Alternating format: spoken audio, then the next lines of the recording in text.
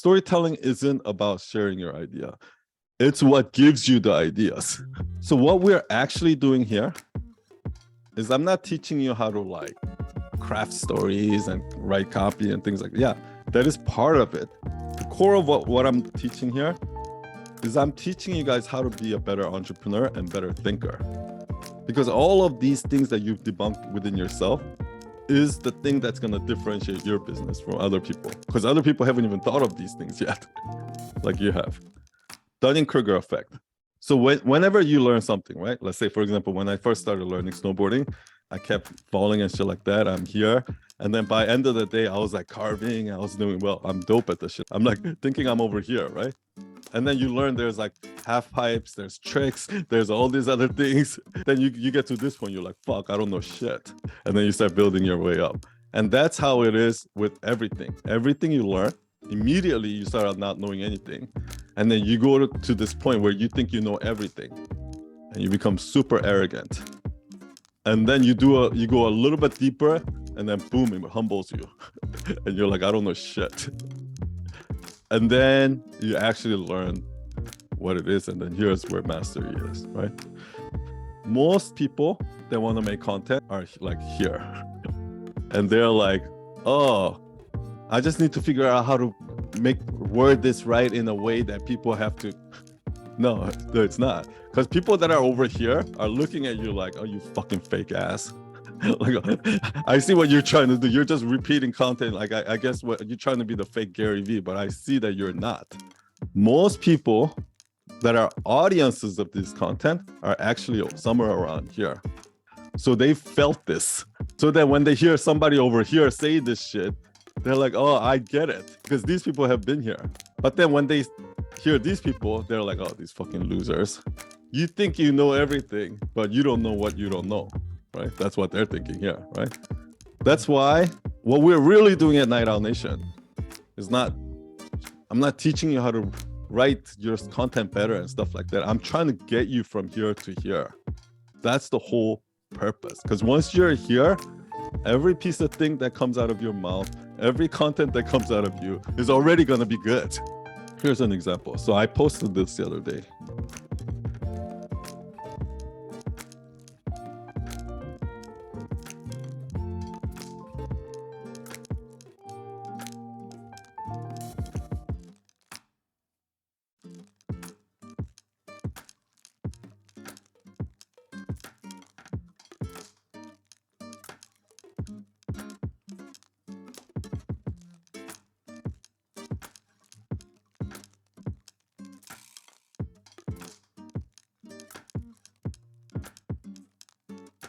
You know that post, I posted that 3 times. Every time I post it, there's always some people that are like, oh, why don't you just hire somebody to do those things?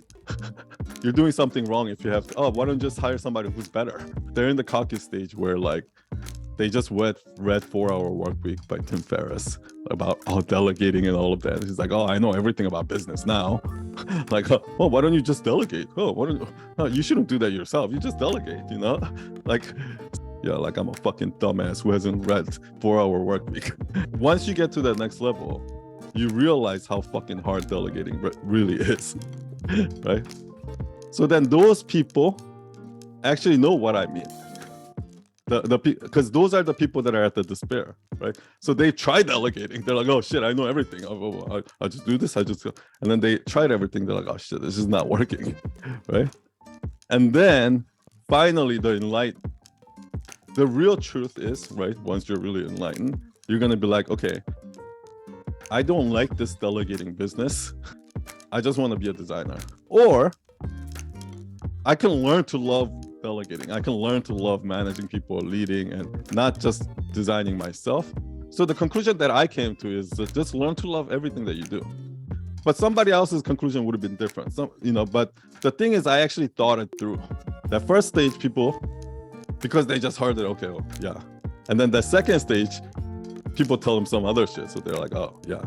But at neither stages, they haven't actually sat down and thought it through themselves. Everything that they think is true it's just the popular advice that everybody's giving. I'm just going to recap what I talked about last week here. So remember last week I said, if they don't know anything about a subject, it's boring. Like if I start talking about astrophysics, nobody's gonna care, right?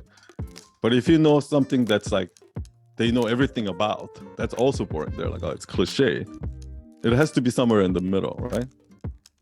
And what we're doing here is what they know is these dots, right?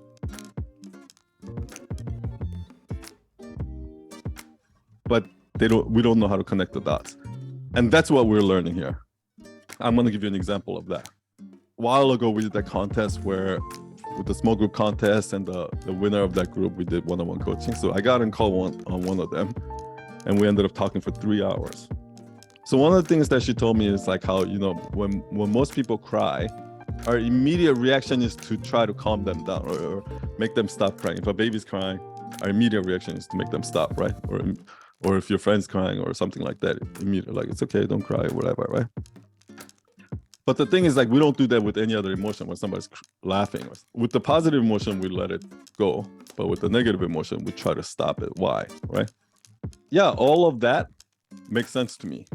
Yes, it's true that when you see somebody cry, our first reaction is to say, hey, don't cry, right? That's true. And it's true that other emotions, we don't. When somebody's laughing, we don't say, hey, don't laugh, right? So okay, they're both true. Now let's keep digging. The connection that I made there, for me, immediately was through a story. Like, for example, if somebody just fucking broke up with me and it's like the worst day of my life and I'm crying, like, and let's say there's somebody else there and that person just also broke up and it's the worst day of their life, and we were both there, most likely we would just both be crying, and we'll probably just let each other cry. We would want to cry it out, actually.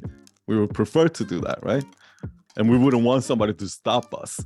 So when do we actually stop them? Is when that person is having the worst day of their life and I'm not. My day is fine. What do? Hey, don't cry. Right? Even though if you were in that situation, you would be crying too, right? So why do we do that? It's for selfish reasons, right? But the way I connected this dot is through a story. I created a situation that everybody can relate to, right? Because they agree that this is true. They agree that this is true, but somehow they can't connect the dots, right? They can logically connect the dots, but emotionally they cannot connect the dots until I created a situation or story or example of that in the middle that connected those two dots. Then people are going to be like, oh, I never thought of it that way. Every analogy is a story. Like every myth truth is a story, and every story is a myth truth, right? There's a myth, the old me that, you know, I was once also. There's the truth, the thing that I learned. And then there's the thing that connects those two things, right? Which is what I just did, right? I agree with this. I agree with this. Okay, I need something to connect this. And that's what the story does. And the reason why story does that is because that one example I give where I say, oh, I used to be so bad at managing money, right? And if I say that, yes, somebody knows what that means, but not really. But if I say, every time on paydays, every time I get a paycheck, like I treat all my friends out to dinner and like I'll buy them drinks and things like that. And then like next week, I'll just like eat ramen noodles, like waiting for my next paycheck. I'll just barely survive. Instead of saying, I used to be bad at managing money, I say it like this, right? And what's the difference? When I give the specific story, what happens is, they can connect the dots.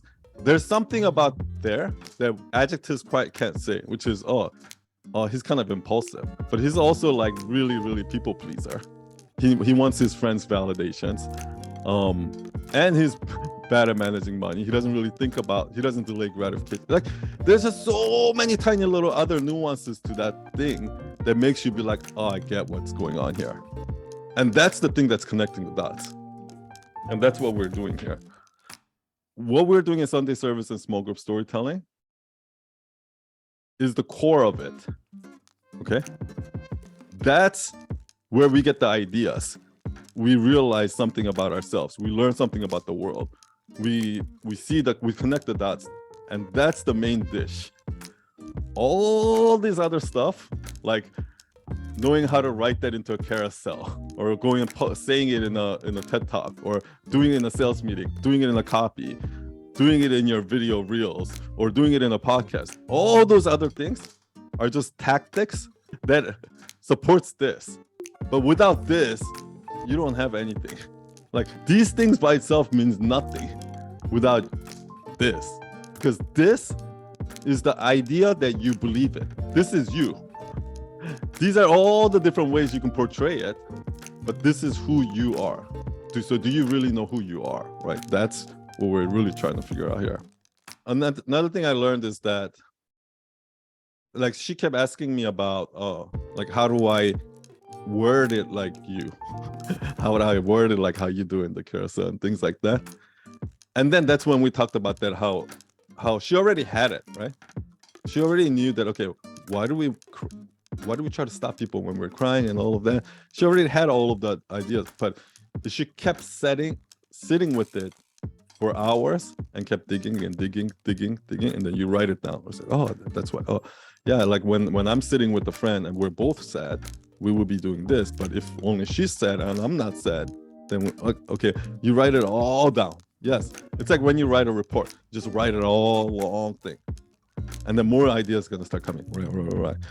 And then you try to, and then what I do is I'll try to pick out the core things, and I even the way I told you that story, it's too long. I would actually have to write it down, and then I would say, okay, how do I cut this down? How do I cut this down? Okay, how do I say this more impactfully in one sentence instead of one paragraph? What's one sentence that can say this more impactfully? What's an analogy I can use there? And then you keep working on it, and then it becomes that final product that I post on the carousel. It didn't start out that way. All of those carousels started out messy like this.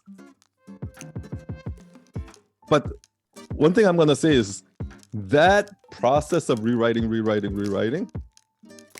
that's easy. Like, I can teach you guys that. And that's what we're going to be doing on Monday Masterclass, are all those side dishes, right? Remember I said there's that big circle in the middle, that's the storytelling, and there's all those things. That's what I'm going to be doing on Monday Masterclasses. But that's easy. That's just techniques. What we're doing on Sunday service and small groups is that first idea. Like, whittling it down to sound fancy, that's easy. But do you have an idea to share at all? Do you even have an idea like this? Because if you try to do this and there's no idea, that's like watching a movie with a bunch of special effects, and at the end it was like, I don't get it. What was that? Like, what? Like, you feel still disappointed because there's no story, you know? So you guys are all at different levels, right?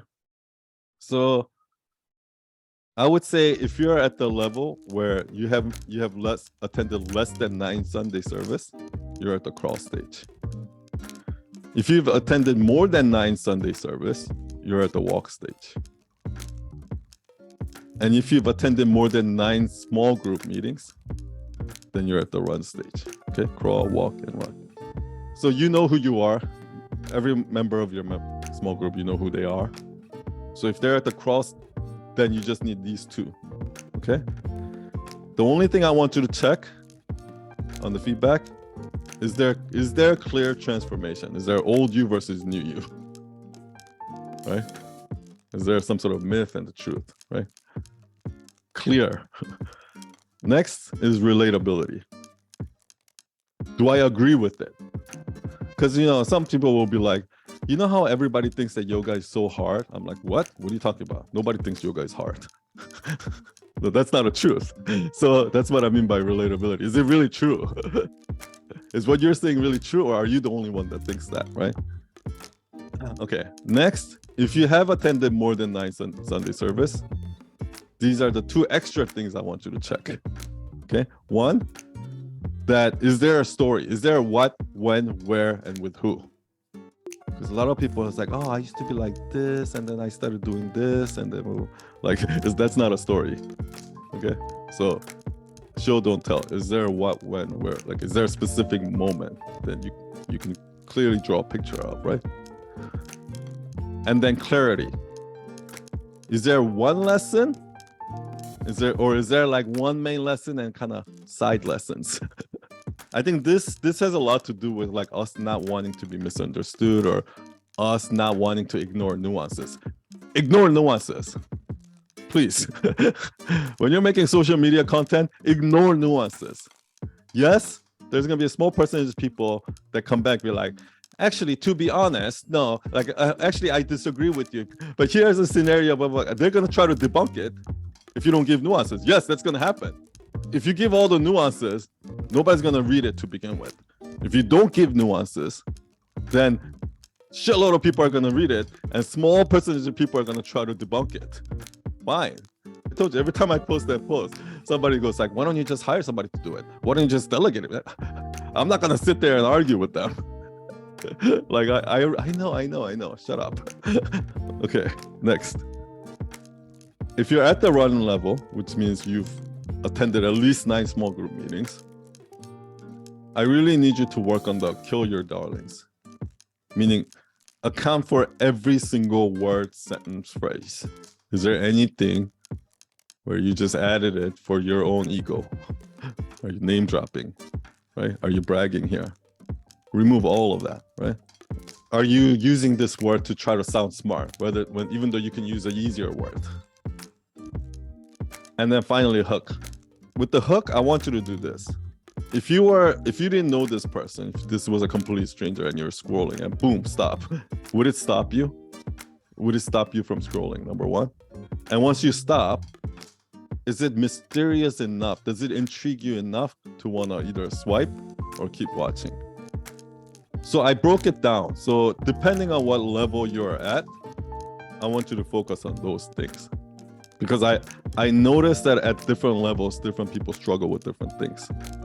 You know, and I also see a lot of people trying to run or even fly when they can't even crawl. Debunk one of your beliefs using myth, truth, story structures, and then share with your small groups that story, myth, story, truth, using the new rubric. So depending on what level you are, check against that. Okay, yes, does it check the boxes, right? And for extra credit, take that story, keep rewriting, edit it down until you can tell it it's 10 sentences, each sentence less than 10 words. Almost like a carousel.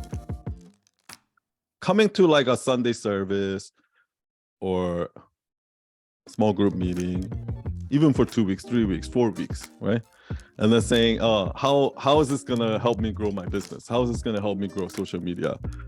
That's like going to the gym once, twice, 3, 4 times and saying, how is this gonna help me get a date? Do you understand what I mean?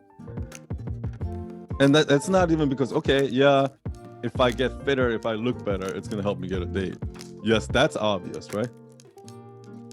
But there's so many other things. So even for some of you, it might be, okay, if I get better at storytelling, of course, that's going to help me make better content. It's good. That's obvious, right? But there's still a disconnect there. Then why isn't everybody going to the gym and getting fit, right? The disconnect is that there's a lot of nuances there that you don't know until you actually start doing it. For example, once you start getting fit, and every time you go outside, you're going to start getting more compliments. And when you get more compliments, that's going to naturally make you more confident. And because you're naturally more confident, that's actually going to show up even more. And there's going to be a multiplier effect. There's like so many tiny little details there that you have no idea about how it actually works until you actually start doing it. So I'm just going to say that coming to small group few times and saying, how is this going to help me grow my business? It's like saying, going to the gym 3 times and saying, how is this going to help me get a date?